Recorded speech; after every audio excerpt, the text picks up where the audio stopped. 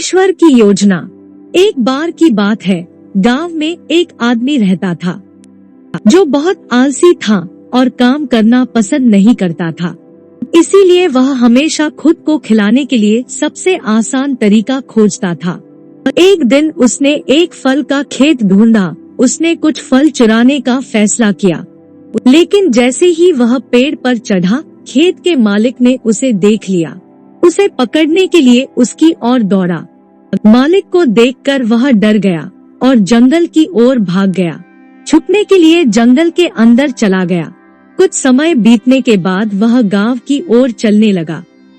जंगल में जाते समय उसने देखा एक लोमड़ी थी जिसके केवल 2 पैर थे। उसने अपने आप सोचा, ऐसी हालत में भी यह लोमड़ी कैसे जिंदा रह सकती है, अन्य जानवर से खुद को कैसे बचाते हैं। फिर आदमी ने एक शेर को अपनी दिशा में आते देखा। वह शेर को देखकर पेड़ पर चढ़ गया। वहां से उसने देखा कि शेर उसके मुंह में एक मांस का टुकड़ा पकड़े हुए था। शेर को देखकर बाकी सभी जानवर भाग गए, सिर्फ उस लोमड़ी को छोड़कर, क्योंकि वह भाग नहीं सकता। आदमी ने यह देखकर हैरान था उस लोमड़ी पर हमला करने की वजह। शेर ने मांस का एक टुकड़ा वहां छोड़ दिया और चला गया। यह देखकर उस आदमी ने ईश्वर की योजना को महसूस किया और सोचा, भगवान उसके लिए भी कुछ योजना बनाई होगी। वह वहां एक पेड़ के नीचे बैठ गया। किसी के आने का इंतजार करने लगा कि कोई आकर उसे कुछ खाना खिलाए।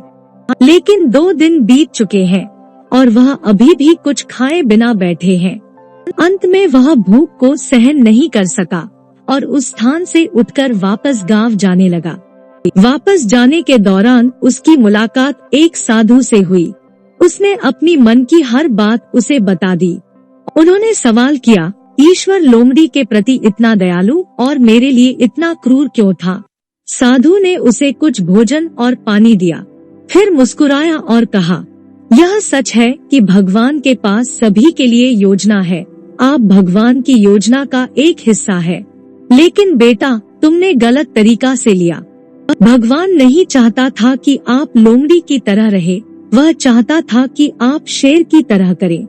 नैतिक शिक्षा। ईश्वर हमें उसके हिस्से के शक्ति और क्षमता दी है। हमें हमेशा चीजों को सकारात्मक तरीके से देखना है और जरूरत में दूसरों की मदद करनी चाहिए।